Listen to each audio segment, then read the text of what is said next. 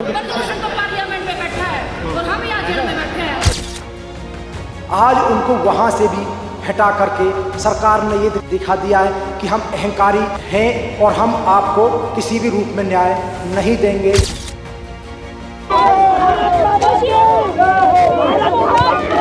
अगर ये ऐसे चलते रहे तो ये देश में घूम भी नहीं पाएंगे।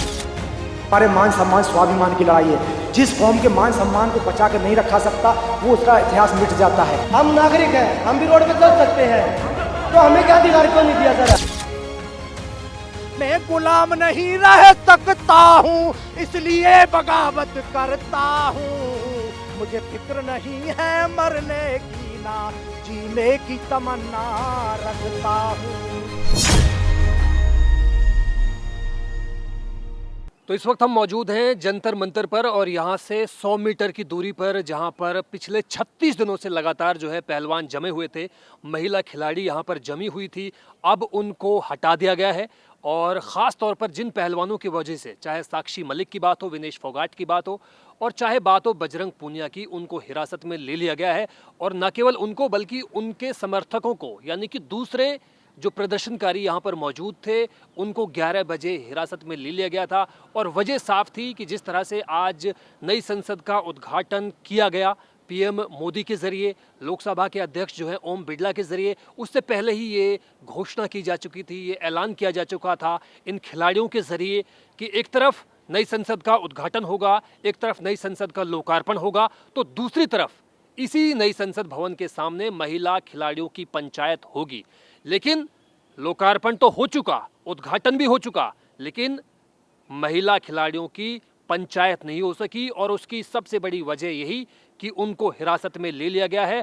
अब सबसे बड़ा सवाल यही है कि क्या जंतर मंतर पर जिस तरह से पिछले 1 महीने से ज़्यादा तक यहाँ पर खिलाड़ी जमा थे, क्या दोबारा से वो प्रदर्शन कायम हो पाएगा? क्या दोबारा से उसी तरह का प्रोटेस्ट यहाँ पर मजबूती के साथ कायम किया जा सकेगा? हमारे साथ कुछ लोग मौजूद हैं जो खिलाड़ियों के हित में, कहा जाना चाहिए कि यहाँ पर मौजूद हैं। लेकिन अब जिस तरह से पूरी नई दिल्ली के इलाके में लुटियंस जोन का इस इलाके को कहा जाता है और संसद मार्ग पर इस वक्त हम मौजूद हैं, तो इस पूरे इलाके में जिस तरह से लॉकडाउन जैसे हालात हो गए हैं, सिर्फ दिल्ली पुलिस के जवानों के अलावा या पैरामिलिट्री फोर्सेस की गाड़ियों के अलावा कोई यहाँ पर नज़र नहीं आ रहा है। निजी वाहनों पर पूरी तरह से रोक लगा दी गई है और हर किसी को, चाहे मीडिया कर्मी हो, उनको भी अंदर जाने की इजाज़त नहीं है जहाँ पर धरना शुरू किया गया था, जहाँ पर धरना चल रहा था। तो ऐसे में आगे की क्या स्ट्रेटेजी होगी, क्या रणनीति होगी इन खिलाड़ियों की? क्या दोबारा से ये सब कुछ पैदा हो पाएगा? क्या दोबारा से ये सब कुछ कायम हो पाएगा?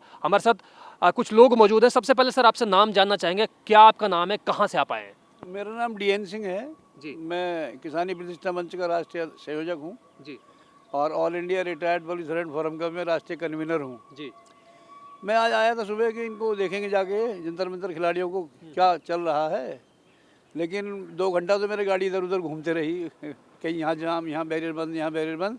फिर गुरुद्वारा में गाड़ी खड़ी करके मैं यहाँ पैदल चल के आया 2 किलोमीटर। आगे देखा कि सब वो ले गए उनको पकड़ के खिलाड़ियों को। और यहाँ ऐसा लग रहा है जैसे कि कोई देश मर चुका हो, या मतलब कोरोना के टाइम में जैसा था लॉकडाउन वैसा है। इमरजेंसी में भी ऐसा नहीं हुआ, तब भी हम पढ़ते थे 9वीं 10वीं में, इतना तो इमरजेंसी में भी नहीं हुआ। लेकिन मन में मेरे आ रहा है कि ये खाली तो इन्होंने जलियांवाला बाग भी अंग्रेज़ों ने कराया था, लेकिन फिर अंग्रेज़ भी भारत से खाली करके गए। इनका भी यही असर होना है।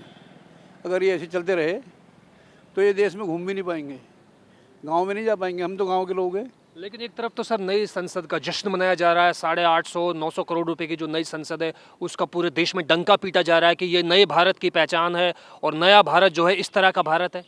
नहीं, नया भारत बिल्डिंग को थोड़ी बोलते हैं संसद जी। बिल्डिंग तो कोई भी और भी इससे बढ़िया बढ़िया बन सकती है और भी होंगी भी है, बन भी सकती है। और बात तो लोकतंत्र की है ना, बात उसकी मान्यताओं की है, संविधान की मान्यताओं की है। ये लोकतंत्र है कि लोगों को वहाँ बॉर्डर पे घेर के आने नहीं दिया जा रहा, खिलाड़ियों को पकड़ के ले गए पुलिस से। ये लोकतंत्र है, ये शर्म का दिन है। ऐसी बिल्डिंग का क्या करना, बिल्डिंग तो और बन जाएगी बढ़िया। इनका मेन टारगेट ये है कि संविधान का क्या हुआ, लोकतंत्र का क्या हुआ, डेमोक्रेसी का? तो आपको अब ये लगता है कि दोबारा से खिलाड़ी यहाँ पर जमा हो पाएंगे? क्योंकि जिस तरह से मुस्तैदी यहाँ पर नजर आ रही है और जिस तरह से चाक चौबंद यहाँ पर सुरक्षा की गई है, सुरक्षा के इंतजाम जो है बहुत चाक चौबंद है, बहुत सख्ती से यहाँ पर जो है आप देख भी सकते हैं पीछे बैरिकेडिंग, और दिल्ली पुलिस जो है लगातार यही कह रही है कि अब किसी को यहाँ पर आने जाने की इजाज़त नहीं दी जाएगी। तो ऐसे में क्या लगता है कि दोबारा यहाँ पर उस तरह का प्रोटेस्ट कायम हो पाएगा? नहीं, मैं समझता हूँ कि ये दिल्ली में 7 MP केवल हैं, तो यहाँ आते क्यों हैं नेता, मेरी समझ में आज तक नहीं आया। ये दिल्ली में क्या है ऐसा, 7 MP है केवल, वो भी इनके बक्स में नहीं जा रहे। देश में 545 MP हैं, देश में गांव में जाएं लोग, एक किसान नेता यहाँ आके लोगों को भिड़वाते पुलिस से, क्या ज़रूरत है दिल्ली में आने की? चलो सर, ये तो एक जगह है दिल्ली में जंतर मंतर के, भाई ठीक है, जब सरकारें आपकी नहीं सुनती, ये कायदे से कहा जाता है कि जब सरकारें नहीं सुनते, विभाग आपकी बात नहीं सुनते, सरकारी अधिकारी आपकी बात नहीं सुनते, तो संवैधानिक अधिकार आपको दिया गया लोकतंत्र के जरिए कि भाई आप यहाँ पर आकर अपनी आवाज़ को जो है कायदे से उठा सकते हैं, लोकतांत्रिक दायरे में, कानूनी दायरे में रहकर। तो मैं आपसे भी जानना चाहूँगा सर, आपका नाम क्या है, कहाँ से आप आए हैं और क्या कुछ आपका कहना है आज? देखिए, मेरा नाम सुरेंद्र पाल से, मैं जिला बुलंदशहर से हूँ। मैं किसान आंदोलन का राइटर हूँ। और आज ऐसा प्रतीत होता है कि देश में लोकतंत्र नहीं रहा और चारों तरफ अघोषित इमरजेंसी के हालात बने हुए हैं, सिर्फ किस लिए कि महिला पहलवानों ने अपने हक की लड़ाई लड़ने के लिए जो संविधान के द्वारा जो जगह उनके लिए चिन्हित की गई थी, वहाँ आकर 1 महीने से भी ज़्यादा समय से अपने न्याय के लिए यहाँ भटक रहे थे। आज उनको वहाँ से भी हटा करके सरकार ने ये दिखा दिया है कि हम अहंकारी हैं और हम आपको किसी भी रूप में न्याय नहीं देंगे। सिर्फ एक ब्रजभूषण जैसे एक जिस पर आरोप लगे हैं, मैं तो यही कहूँगा कि उसको बचाने के लिए सरकार ने आपने इनके पहलवानों के अपोजिट खड़ा कर दिया है और ये दिखा दिया है कि आप यहाँ लोकतंत्र मत समझिए, अब ये तानाशाही राज समझिए, आप यहाँ पे न्याय मांगने नहीं आ सकते। स्थिति ये है कि आज उनको यहाँ से हटा करके जेल में ले गए, कहाँ ले गए अभी तक उनके बारे में कोई जानकारी नहीं है। जी, अभी तक कहीं कोई उनके बारे में जानकारी नहीं है। लेकिन दिल्ली की सीमाओं पर जो है किसान डटे हुए हैं और अलग अलग तरह के जो प्रदर्शनकारी हैं वो मौजूद हैं। अभी खबर ये भी आ रही है कि राकेश टिकैत जो है गाजीपुर बॉर्डर पर मौजूद हैं और वो ये लगातार यही आह्वान कर रहे हैं कि ज़्यादा से ज़्यादा लोग यहाँ पर आएँ। लेकिन अब जिस तरह से यहाँ पर हालात हैं और दिल्ली पुलिस के अलावा पैरामिलिट्री फोर्सेज के जवानों में लगातार जो इजाफा हो रहा है, क्या आपको लगता है कि दोबारा से वो प्रोटेस्ट कायम हो पाएगा? देखिए, ये किसान आंदोलन के समय पे भी इस तरह का सरकार ने रूप अख्तियार किया था, बड़ा अहंकारी रूप उन्होंने अख्तियार किया था। सारे तामझाम पूरे पुलिस प्रशासन को हमारे खिलाफ इन्होंने खड़ा कर दिया था। वो आंदोलन खड़ा हुआ और उससे भी बड़ा आंदोलन आज ये, क्योंकि ये हमारी उस समय वो खेती की लड़ाई थी और ये हमारे मान सम्मान स्वाभिमान की लड़ाई है। जिस कौम के मान सम्मान को बचा कर नहीं रखा सकता वो उसका इतिहास मिट जाता है।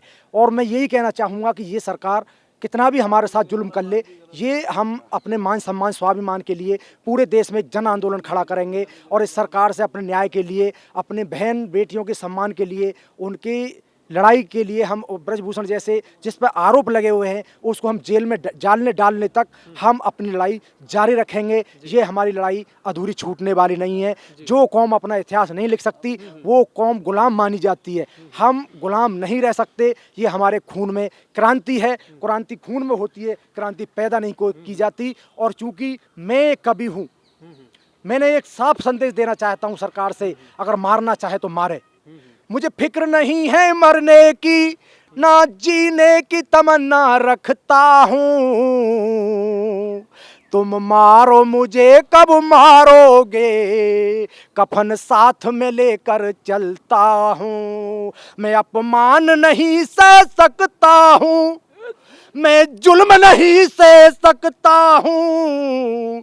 ओ सत्ताधारी सुन लेना, मैं तान के सीना कहता हूँ। मुझे फिक्र नहीं है मरने की, ना जीने की तमन्ना रखता हूँ। अरे आजादी में भारत की, अरे आजादी में भारत की लहू बहाया हमने भी। आजादी में भारत की लहू बहाया हमने भी। मैं गुलाम नहीं रह सकता हूँ, इसलिए बगावत करता हूँ। मुझे फिक्र नहीं है मरने की, ना जीने की तमन्ना रखता हूँ। बहुत खूब सर, बहुत खूब। मैं आपसे ये भी जानना चाहूँगा कि आप कहाँ से हैं और अपना नाम सबसे पहले बताएं आप। मेरा नाम ईश्वर सिंह है, तो शाम से आया हूँ। हरियाणा से। तो शाम तो सर बहुत दूर है, सैकड़ों किलोमीटर दूर है। दूर क्या होता है, इज्जत के लिए कोई चीज़ दूर नहीं होती, इज्जत के लिए मरना भी दूर नहीं लेकिन होता। पहलवानों को जो है हिरासत में ले लिया गया है और जो है अब यहाँ से जो जिस जगह पर प्रोटेस्ट किया जा रहा था, धरना दिया जा रहा था, उस जगह को पूरी को सील किया जा चुका है। तमाम सामान जो है उनको लेकर कहीं और जगह शिफ्ट किया जा चुका है। तो अब दोबारा से ऐसा कुछ हो पाएगा? हाँ बिल्कुल होगा, मरे नहीं है, जिंदा है। अच्छा, हाँ, पहलवान भी जिंदा हैं और उनके समर्थक भी जिंदा हैं, पूरा भारत जिंदा है, जिनमें जुनून है, करंट है। अच्छा हाँ, कोई नहीं मर रहा। जी, आप भी बताएं आपका नाम क्या है, कहाँ से आप आए हैं? मैं पप्पू नंबरदार खरकड़ी जामरी, हल्का तोसाम, डिस्ट्रिक्ट भिवानी। हम कम से कम भी 35-40 हल्का तोसाम से आए हैं। अच्छा। और हमारे आने से पहले चंद मिनटों पहले ही मतलब वो 3-4 गाड़ी अब हमारी बेटी पहलवानों को लेके चलेगी। हम यहाँ कम से कम भी 20-30 आदमी और हैं। जब तक वो नहीं आलेगी हम इधर ही उनका इंतजार करेंगे। बहन बेटी सबकी एक सार होती हैं। मैं तो यही कहूँगा, हरियाणा पंजाब निवासी ऑल इंडिया से यही कहूँगा, बहन बेटी सबकी एक हो हैं भाई, हो लो जाग लो। या तानाशाही जो ये मोदी ने जो कर रखा है उस मंत्री के उसमें वो गिरफ्तार नहीं करता, इनको जड़ तक फुका दो। मतलब मैं तो यह कहूँगा भाई, हरियाणा वासी उठ लो। राम राम भाई। ठीक है, तो सर मैं आपसे भी ये जानना चाह रहा हूँ कि एक तरफ तो जो है लुटियन जोन का जो इलाका है, विजय चौक के आसपास जो है नई संसद का लोकार्पण हो चुका है, उद्घाटन हो चुका है और अलग अलग तरह से जो है टीवी चैनल्स के ज़रिए भी तमाम तरह की चीज़ें बताई जा रही हैं कि भाई ठीक है, बहुत बहुत बड़े पैमाने पर जो है संसद का उद्घाटन हो चुका है और ये राष्ट्र का प्रतीक है, ये नए भारत का उदय है। लेकिन दूसरी तरफ हम देख रहे हैं कि यहाँ पर जंतर मंतर पर खिलाड़ियों को अरेस्ट किया जा चुका है। तो ये कैसा, ये कॉम्बिनेशन क्या है? राष्ट्र का प्रतीक एक बिल्डिंग नहीं हो सकती। संसद एक जो ना प्रतीकात्मक बिल्डिंग है, बैठने की जगह है, महत्वपूर्ण है। संविधान महत्वपूर्ण है, वहाँ के संसद में विचारों के व्यक्ति, लोगों के व्यक्ति का अधिकार वो महत्वपूर्ण है। यहाँ तुम जो है, जो लोगों के साथ बदतमीजी की एक मंत्री ने, उनकी शिकायतकर्ताओं को तो पकड़ लिया, शिकायतकर्ता को खेदेड़ भी दिया, उसका आरोपी का क्या हुआ? जी, वो तो कुछ नहीं हुआ। तो ये संसद की मेरे को खुशी जब ही होती जब यहाँ लोकतंत्र भी होता। संसद की खुशी तब होती जब यहाँ पर लोकतंत्र भी रहता है, ऐसा इनका कहना। आपका क्या मानना है और क्या आपका नाम है? मेरा नाम निखिल कुमार सिंह है। मैं यहाँ पर जंतर मंतर में आया था इनके साथ धरना बैंक के सपोर्ट के लिए। तो जैसे कि मुझे चाणक्यपुरी से बैरिकेड लगा कर रखा हुआ है और जो कि मुझे वहाँ से पैदल आना पड़ा, मुझे बहुत रोका गया। सुनने में आया कि 144 की धारा लगा दी है कि बहुत सारी कोशिश करेगी कि जिससे यहाँ पर लोग एकत्रा ना मतलब ना लोग भीड़ हो पाए यहाँ पर, तो उनको रोकने के लिए काफ़ी ज़्यादा प्रयास करा गया है। जैसे कि भी दिखाया हुआ है 2G लिखा हुआ है। अगर 2G का प्रधानमंत्री मोदी जी नहीं भी होते तो भी ये 2G भारत में ही होता। इनमें इनका हाँ G20 इनमें इनका कोई भी योगदान नहीं है। और जैसे कि आज ये संसद की जो वो कर रहे हैं, ये अपने गौडसे को अपने हीरो बनाना चाहते हैं। जो महात्मा गांधी, नेहरू जी की जो भी इनकी बुलंदियाँ है, जो भी इन्होंने काम करा है, इनको गिराने की कोशिश किया जा रहा है, इनको बदनाम करने की कोशिश किया जा रहा है। इसी के चलते इन्होंने करोड़ों रुपये, अरबों रुपये बर्बाद कर दिया कि महज इनको बदनाम करा जाए। विज्ञापन में, ऐड में ही इन्होंने पैसा खर्चा करा है और उन्हें कोई भी काम नहीं करा। हिंदू मुसलमान की राजनीति करी है और मैं इस राजनीति से कृपया बचना चाहता हूं कि इस राजनीति की कोई भी ना करे। हिंदू मुसलमान सिख ईसाई सारे भाई है और सब इकट्ठा ही रह के रहेंगे। इसमें कोई भी लड़ाने से आप कृपया लड़िए मत, आपसे भी हिंसा मत फैलाइए। मेरी आपसे बहुत बड़ी हाथ जोड़ के विनती है मेरी कि कृपया प्लीज़ इनसे सावधान रहिए कि ये लोग आपको लड़वाने की कोशिश करा जा रहा है, सिर्फ हिंसा फैलाने की कोशिश किया जा रहा है और देश में के खिलाफ कोई भी काम नहीं किया जा रहा। जी, तो ये आप देख सकते हैं कि तमाम लोगों ने अपनी दुख एक तरह से जाहिर किया और तमाम लोग, ये वो लोग हैं जो खिलाड़ियों के समर्थक एक तरह से इनको कहा जाना चाहिए और ये इसी वजह से यहाँ पर तमाम लोग मौजूद हैं कि हम किसी भी कीमत पर दोबारा से धरने को स्टार्ट कराने की कोशिश करेंगे। लेकिन क्या दोबारा से धरना शुरू हो पाएगा? क्या दोबारा से ये जो बैरिकेडिंग हमारे पीछे नज़र आ रही है, ये इसको खोल दिया जाएगा? ये सबसे बड़ा सवाल यहाँ पर है। लेकिन जिस तरह से अब दिल्ली की सीमाओं पर, ख़ासतौर पर गाज़ीपुर बॉर्डर पर जिस तरह से राकेश टिकैत ने एक हुंकार भरी है, उससे एक चिराग को लौ तो मिली है।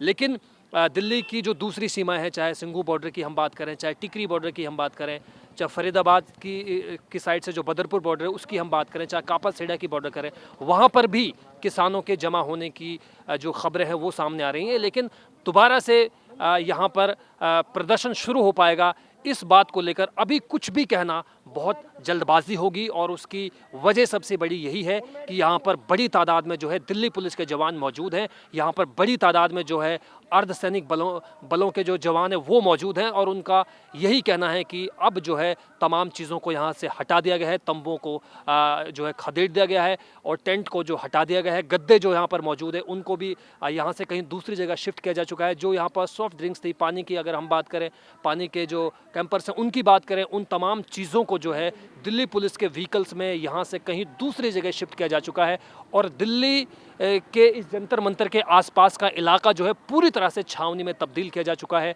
और अलग तरह से यहाँ पर एक वीरानी छाई हुई है, सन्नाटा पसरा हुआ है।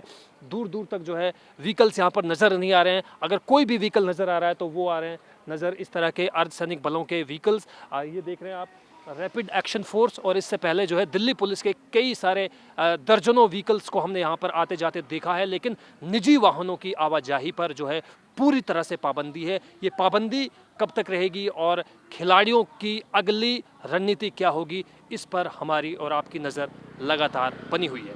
कैमरा पर्सन विक्रम डोगरा के साथ जुबैर खान, दिल्ली के जंतर मंतर से PTC न्यूज़ के लिए।